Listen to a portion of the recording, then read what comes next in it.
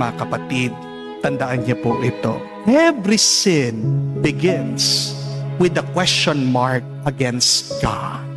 Anong madalas na sinasabi ng iba sa inyo? Hindi naman siguro masama ang magsinungaling. Kasi kung sasabihin ko yung totoo, Father, baka mag-alala po ang aking asawa, ang aking mga magulang.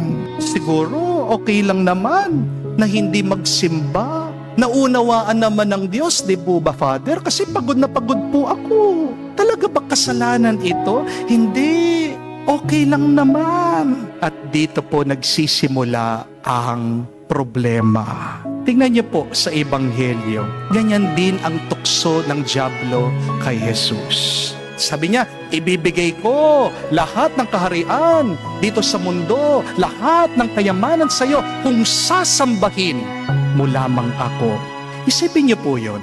Anong klaseng kasinungalingan ang sinasabi ng demonyo? Baka nakalimutan niya. Alam naman ng Panginoon yun eh. Siyang may-ari ng lahat, siyang may gawa ng buong mundo. Pero, anong ginawa ng demonyo? Binabaluktot niya yung totoo. Ginagawa niyang malabo ang katotohanan. Mga kapatid, tandaan niyo po ito. Hindi sumisigaw ang demonyo. Madalas, bumubulong lang siya. Di po ba? Paulit-ulit niyang sinasabi, okay lang, magkasala ka na. Lahat naman, gumagawa niyan. Deserve mo yan. Wala namang makakaalam eh. Sige na. At dahil mahina ang bulong ng demonyo, inaakala natin, tinig natin yon. Dahil mahina ang bulong ng demonyo, akala natin, sarili na nating desisyon ito. Tuso ang demonyo. Ang demonyo, unti-unti kanyang itutulak sa bangin. Unti-unti kanyang ilalayo sa Diyos. Basta tandaan niyo lang that the devil cannot force you to sin. That is the good news. Kahit na paulit-ulit kanyang kinakausap, meron kang kalayaan na humindi. Learn to say no to the devil.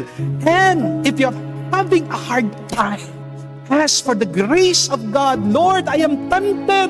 Give me the power. Give me the grace to say no to the temptation of the devil. Hindi ka mapipwersa, hindi ka mapipilit ng demonyong magkasala. Pero ang ginagawa lang niya ay magtanim ng pagdududa sa iyo. Kaya ano man ang mangyari, huwag mong pagdududahan ang pagmamahal ng Diyos sa iyo. Wala kang magagawang masama, kapatid, para mabawasan mo ang pag-ibig ng Diyos sa iyo. May duda ka man, pero tandaan mo, mas malakas pa rin ang pag-ibig at pagmamahal ng Diyos sa iyo.